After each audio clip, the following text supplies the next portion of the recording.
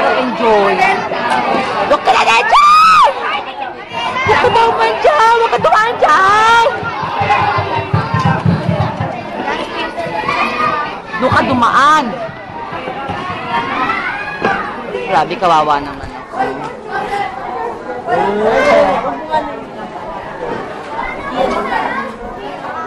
Kailangan ni Simon ang makalayan si Basilio.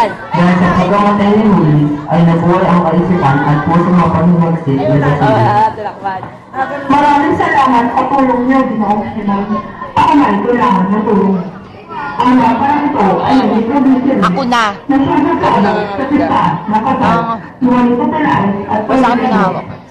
Sa ilapag po ng gabi ay magturo ka sa atin. Lapit tayo mo, sir. Kahit malapit mo rin. Patay. Jamal.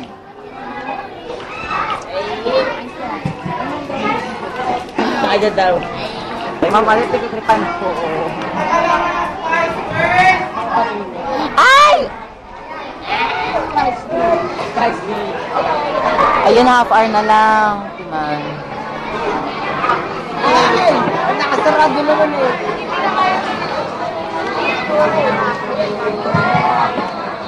Subakan nagugulan si Basilio, ngunit tinanggap ang ama ni Simon sa asunto ang makaganti.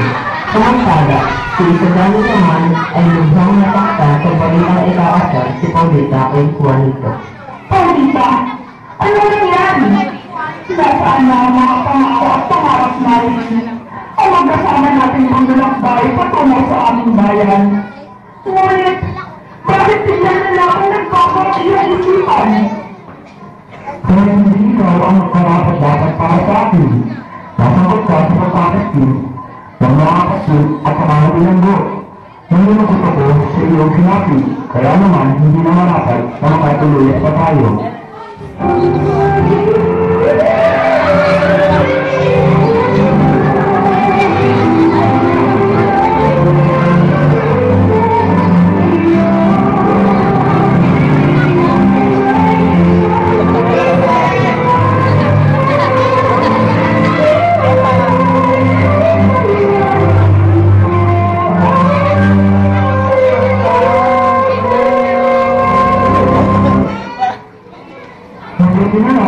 At narito siya nito.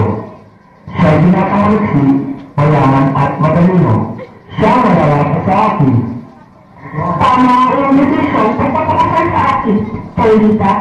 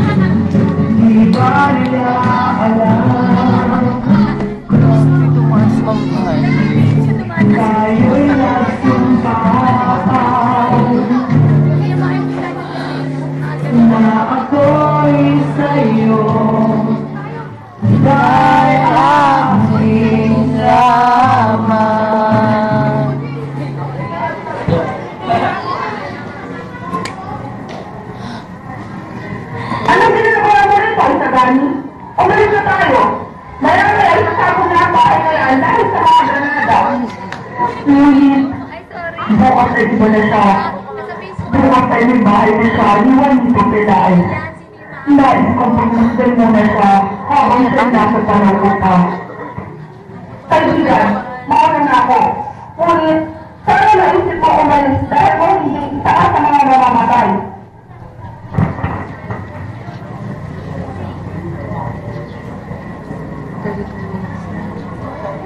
Kung makapasla ang lahat ng narito ay ayos lamang. Ngunit, si Paulita, hindi maaari. Kailangan ko siyang iligtas.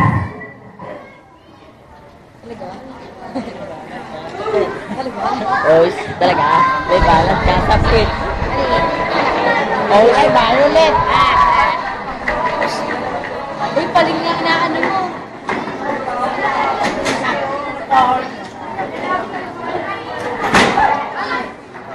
Ano yung babes ko? Jamila! Uy, babes daw yan, Adrian. Babes daw ni Adrian na, mama. Napatay ang tindahan si Tano ang lolo ng kitandang Telo at nasira lahat ng plano ni Simon. Nagtungo siya sa bahay sa Padre Florentino upang doon magtago. Sumulat sa akin ng isang kaibigan. Kailangan mo ng lumisan bago mag-alas 8 ng gabi. Ngunit, bago ang oras na iyon, ay hindi na ako humihila. Pero, hindi maaari. Ginoo, kailangan mo mabuhay. Hindi ba sinabi mo, buhay o patay? Bago ako mawala sa bibig na ito, ay sasabihin ko na sa inyo ang aking ito. Ako, si Juan Crisostomo Ibarra. Nagbalik ako dito upang magigati sa Manila at upang amusong pamahalaan. Ngunit, ako'y nabigo. Tama lamang ang pagiging mo ng katarungan. Ngunit mali ang ginamit ng paraan. Naway mapatawag ka ng Diyos sa iyong pagkakasala. Sana ngayon matanda na sinasabi ng Diyos.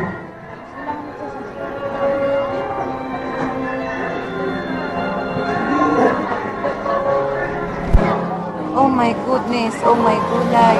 Oh my goodness. Oh my gulay. Baka pwede mo bang tadsakay? Ako na kasi, ayaw mo ba kasi.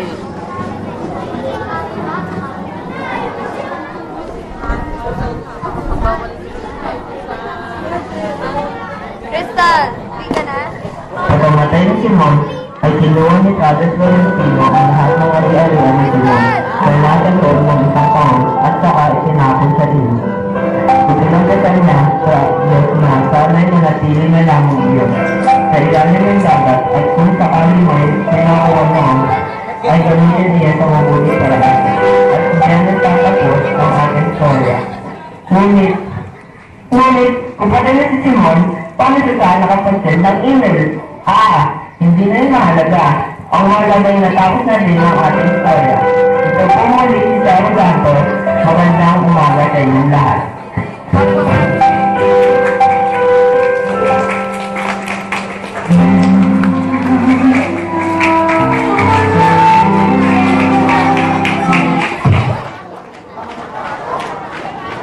Bags kung malapit ang mamatay. Ang sumpa mo sa akin.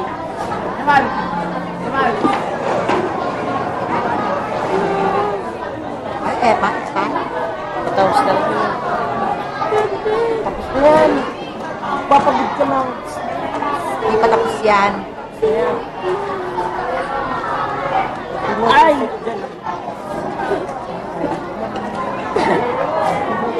Nangin. Oh, nangangatog na ako tumigil na kayo. Alala ko ganda. Alala ko.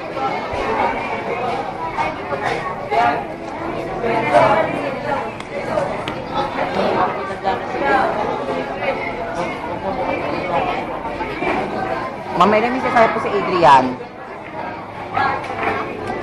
Mumukha ito po ang nakatala. Opo. Maggrado po yun, ma'am. Malamay may gado yan.